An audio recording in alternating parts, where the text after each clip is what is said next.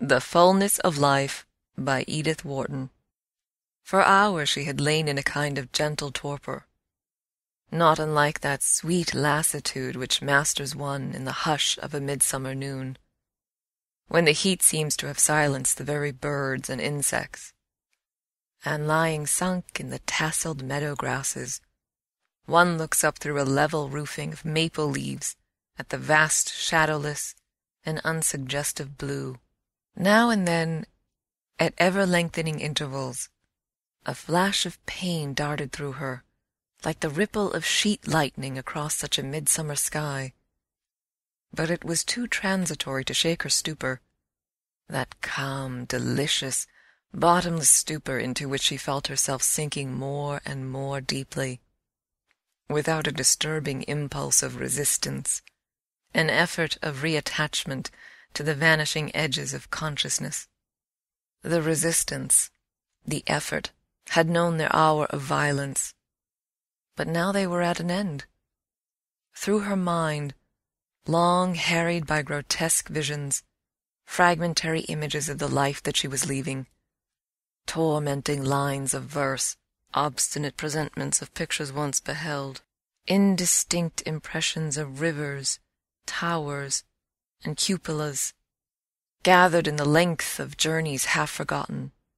Through her mind there now only moved a few primal sensations of colorless well-being, a vague satisfaction in the thought that she had swallowed her noxious last draught of medicine, and that she should never again hear the creaking of her husband's boots, those horrible boots, and that no one would come to bother her about the next day's dinner, or the butcher's book. At last even these dim sensations spent themselves in the thickening obscurity which enveloped her, a dusk now filled with pale geometric roses, circling softly, interminably before her, now darkened to a uniform blue blackness, the hue of a summer night without stars, and into this darkness she felt herself sinking,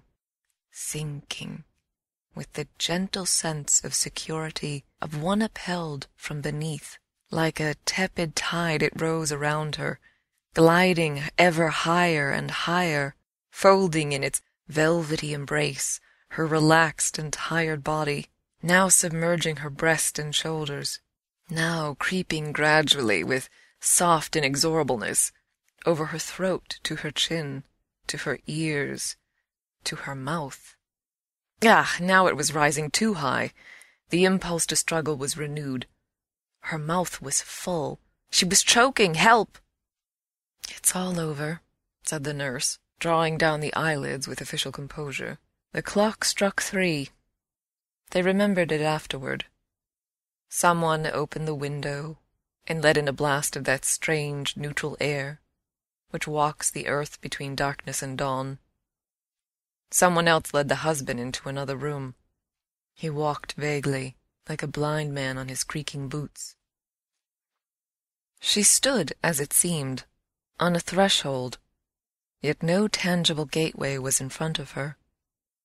Only a wide vista of light, mild yet penetrating, as the gathered glimmer of innumerable stars, expanded gradually before her eyes, in blissful contrast to the cavernous darkness from which she had of late emerged. She stepped forward, not frightened, but hesitating, and as her eyes began to grow more familiar with the melting depths of light about her, she distinguished the outlines of a landscape, at first swimming in the opaline uncertainty of Shelley's vaporous creations, then gradually resolved into distincter shape, the vast unrolling of a sunlit plain, aerial forms of mountains, and, presently, the silver crescent of a river in the valley, and a blue stenciling of trees along its curve. Something suggestive in its ineffable hue of an azure background of Leonardo's, strange, enchanting, mysterious, leading on the eye and the imagination into regions of fabulous delight. As she gazed, her heart beat with a soft and rapturous surprise. So exquisite a promise she read in the summons of that Highland distance. And so, death is not the end after all. In sheer gladness she heard herself exclaiming aloud, I always knew that it couldn't be. I believed in Darwin, of course. I do still. But then Darwin himself said that he wasn't sure about the soul.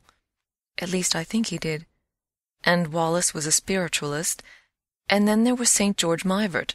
Her gaze lost itself in the ethereal remoteness of the mountains. How beautiful! How satisfying, she murmured. Perhaps now I shall really know what it is to live.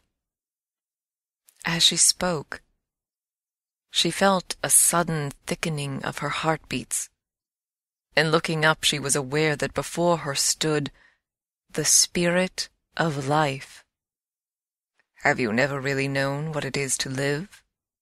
The Spirit of Life asked her. I have never known, she replied, that fullness of life which we all feel ourselves capable of knowing, though my life has not been without scattered hints of it, like the scent of earth which comes to one sometimes far out at sea. And what do you call the fullness of life? The Spirit asked again. Oh, I can't tell you if you don't know, she said, almost reproachfully. Many words are supposed to define it. Love and sympathy are those in commonest use. But I am not even sure that they are the right ones, and so few people really know what they mean. You were married, said the Spirit. Yet you did not find the fullness of life in your marriage? Oh, dear, no, she replied with an indulgent scorn. My marriage was a very incomplete affair. And yet you were fond of your husband. You have hit upon the exact word. I was fond of him, yes. Just as I was fond of my grandmother, and the house that I was born in, and my old nurse. Oh, I was fond of him, and we were counted a very happy couple. But I have sometimes thought that a woman's nature is like a great house full of rooms. There is the hall, through which everyone passes in, going in and out, the drawing-room, where one receives formal visits, the sitting-room, where the members of the family come and go as they list. But beyond that, far beyond, are other rooms, the handles of whose doors perhaps are never turned. No one knows the way to them. No one knows whither they lead. And in the innermost room, the holy of holies, the soul sits alone and waits for a footstep that never comes.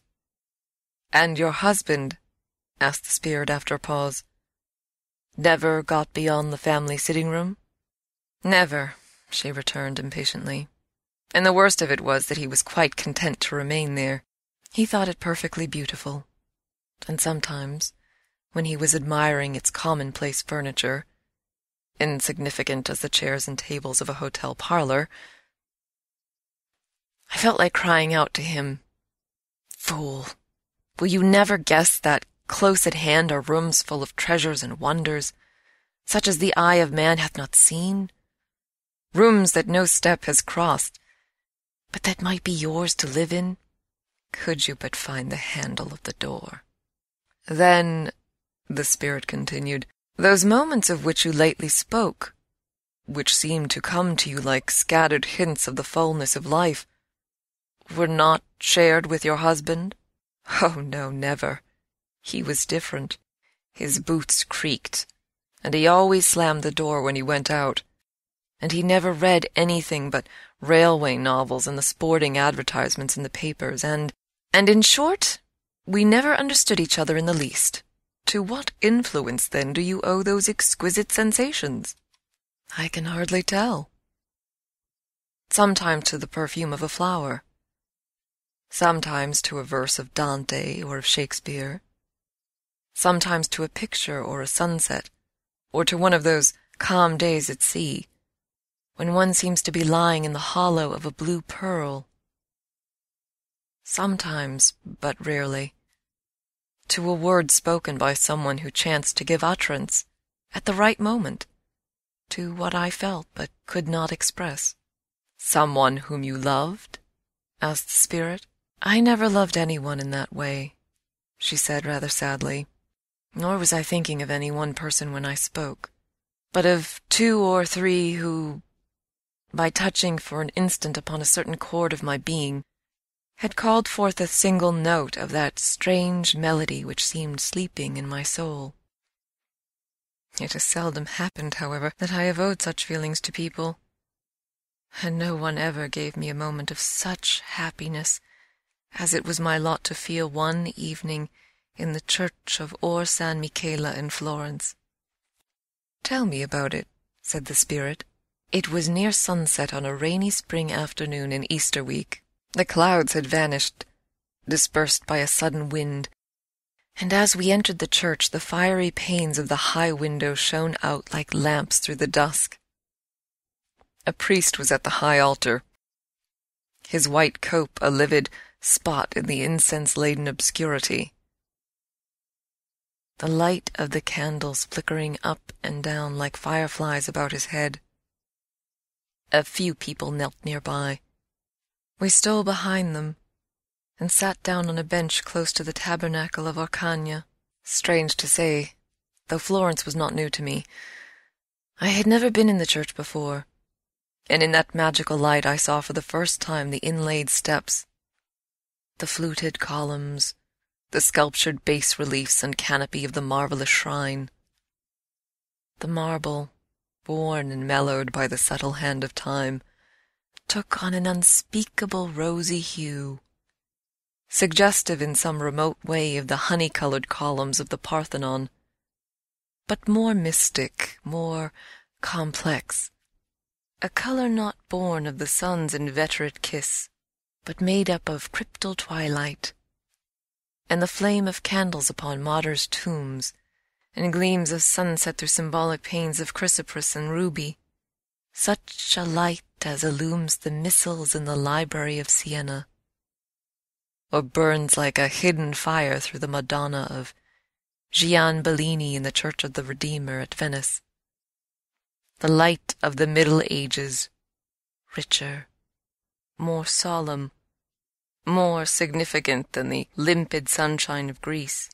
The church was silent but for the wail of the priest and the occasional scraping of a chair against the floor, and as I sat there, bathed in that light, absorbed in rapt contemplation of the marble miracle which rose before me, cunningly wrought as a casket of ivory and enriched with jewel-like incrustations and tarnished gleams of gold, I felt myself borne onward along a mighty current, whose source seemed to be in the very beginning of things, and whose tremendous waters gathered as they went all the mingled streams of human passion and endeavor. Life in all its varied manifestations of beauty and strangeness seemed weaving a rhythmical dance around me as I moved, and wherever the spirit of man had passed, I knew that my foot had once been familiar. As I gazed, the medieval bosses of the tabernacle of Orcagna seemed to melt and flow into their primal forms, so that the folded lotus of the Nile and the Greek acanthus were braided with the runic knots and fish-tailed monsters of the north, and all the plastic terror and beauty born of man's hand, from the Ganges to the Baltic, quivered and mingled in Orcagna's apotheosis of Mary. And so the river bore me on, past the alien face of antique civilizations and the familiar wonders of Greece, till I swam upon the fiercely rushing tide of the Middle Ages, with its swirling eddies of passion, its heaven-reflecting pools of poetry and art. I heard the rhythmic blow of the craftsmen' hammers in the goldsmiths' workshops, and on the walls of churches the party cries of armed factions in the narrow streets, the organ roll of Dante's verse, the crackle of the faggots around the Arnold of Brescia, the twitter of the swallows to which St. Francis preached, the laughter of the ladies listening on the hillside to the quips of the Decameron, while plague-struck Florence howled beneath them. All this and much more I heard, joined in strange unison with voices earlier and more remote, fierce, passionate, or tender, yet subdued to such awful harmony that I thought of the song that the morning stars sang together and felt as though it were sounding in my ears. My heart beat to suffocation. The years burned my lids. The joy, the mystery of it seemed too intolerable to be borne. I could not understand even then the words of the song, but I knew that if there had been someone at my side who could have heard it with me, we might have found the key to it together. I turned to my husband, who was sitting beside me in an attitude of patient dejection, gazing into the bottom of his hat. But at that moment he rose, and stretching his stiffened legs, said mildly, "Hadn't we better be going? There doesn't seem to be much to see here, and you know the table d'hôte dinner is at 6:30. Her recital ended. There was an interval of silence. Then the Spirit of Life said, "There is a compensation in store for such needs as you have expressed." "Oh, then you do understand," she exclaimed. "Tell me what compensation, I entreat you."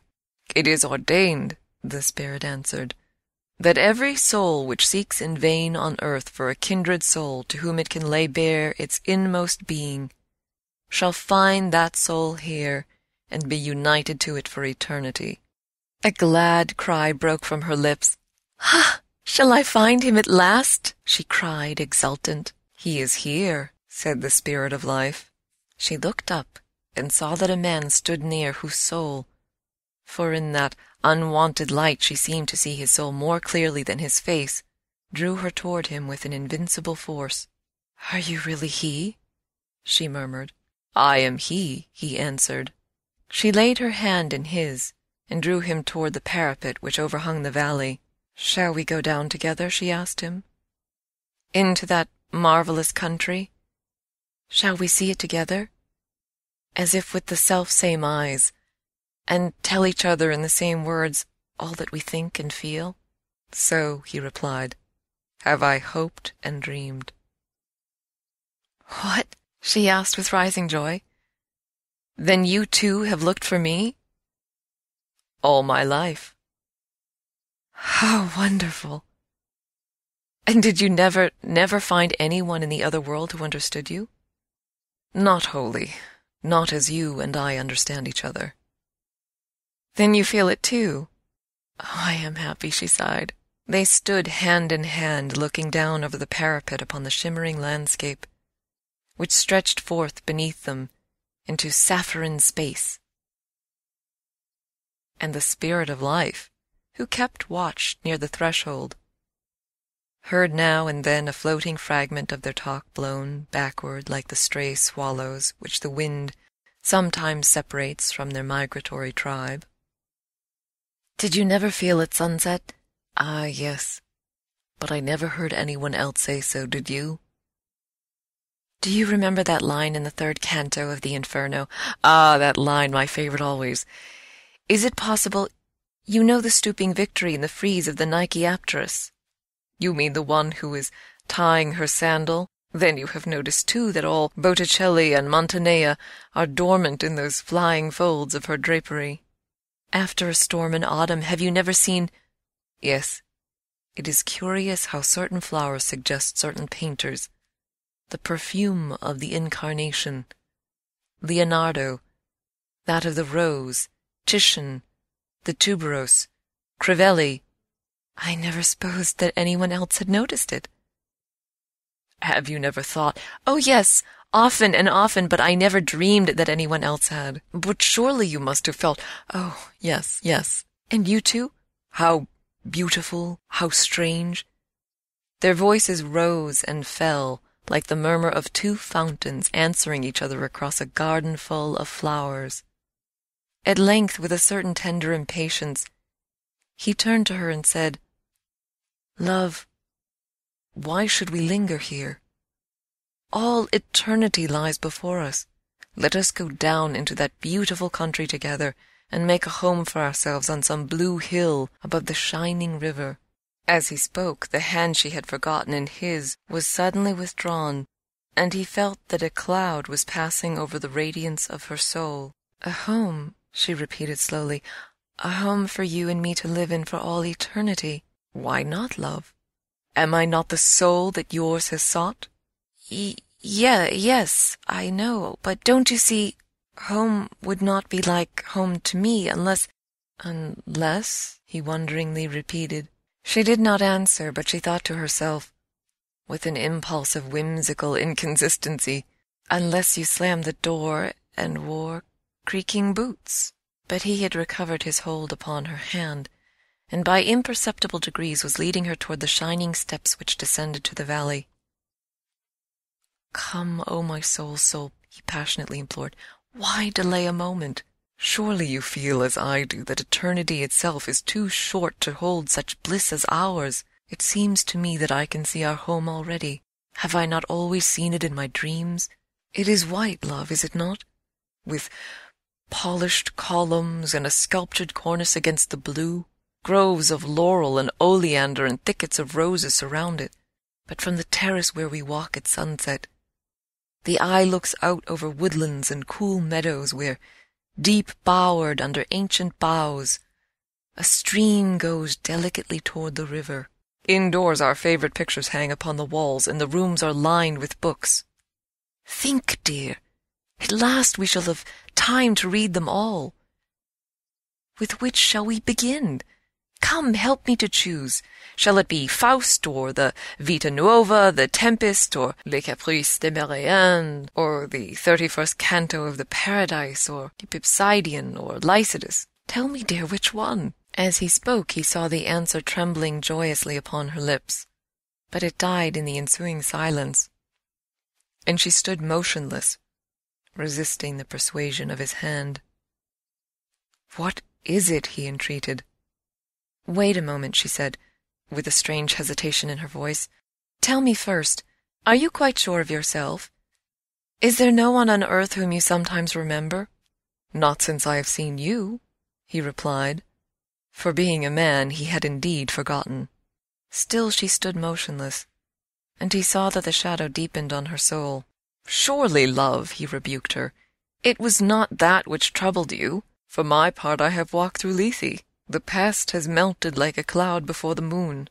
I never lived until I saw you." She made no answer to his pleadings, but at length, rousing herself with a visible effort, she turned away from him and moved toward the Spirit of Life, who still stood near the threshold. "I want to ask you a question," she said in a troubled voice. "Ask," said the Spirit. "A little while ago," she began slowly, "you told me that every soul which has not found a kindred soul on earth is destined to find one here." "And have you not found one?" asked the Spirit. "Yes, but will it be so with my husband's soul also?" "No," answered the Spirit of Life, "for your husband imagined that he had found his soul's mate on earth in you, and for such delusions eternity itself contains no cure." She gave a little cry. Was it of disappointment or triumph? Then what will happen to him when he comes here?" "That I cannot tell you. Some field of activity and happiness he will doubtless find, in due measure to his capacity for being active and happy." She interrupted almost angrily. "He will never be happy without me." "Do not be too sure of that," said the Spirit. She took no notice of this, and the Spirit continued, "He will not understand you here any better than he did on earth." "No matter," she said. "I shall be the only sufferer, for he always thought that he had understood me." "His boots will creak just as much as ever." "No matter." "And he will slam the door." "Very likely." "And continue to read railway novels." She interposed impatiently. "Many men do worse than that." "But you said just now," said the Spirit, "that you did not love him." "True," she answered simply, "but don't you understand that I shouldn't feel at home without him? It is all very well for a week or two, but for eternity. After all, I never minded the creaking of his boots, except when my head ached, and I don't suppose it will ache here. And he was always so sorry when he had slammed the door, only he never could remember not to. Besides, no one else would know how to look after him. He is so helpless. His inkstand would never be filled, and he would always be out of stamps and visiting cards. He would never remember to have his umbrella recovered or to ask the price of anything before he bought it. Why, he wouldn't even know what novels to read. I always had to choose the kind he liked, with a murder or a forgery and a successful detective. She turned abruptly to her kindred soul, who stood listening with a mien of wonder and dismay. "Don't you see," she said, "that I can't possibly go with you?" "But what do you intend to do?" asked the Spirit of Life. "What do I intend to do?" she returned indignantly. "Why, I mean to wait for my husband, of course. If he had come here first, he would have waited for me for years and years, and it would break his heart not to find me here when he comes." She pointed with a contemptuous gesture to the magic vision of hill and vale sloping away to the translucent mountains. "He wouldn't give a fig for all that," she said, "if he didn't find me here." "But consider," warned the Spirit, "that you are now choosing for eternity. It is a solemn moment." "Choosing," she said, with a half-sad smile. "Do you still keep up here that old fiction about choosing? I should have thought that you knew better than that." "How can I help myself?" "He will expect to find me here when he comes, and he would never believe you if you told him that I had gone away with someone else. Never. Never." "So be it," said the Spirit. "Here, as on earth, each one must decide for himself."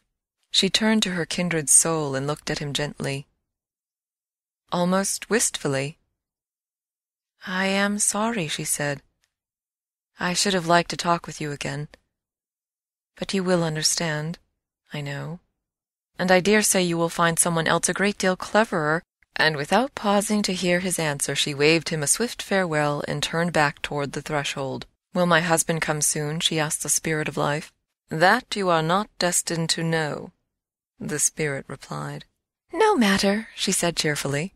"I have all eternity to wait in."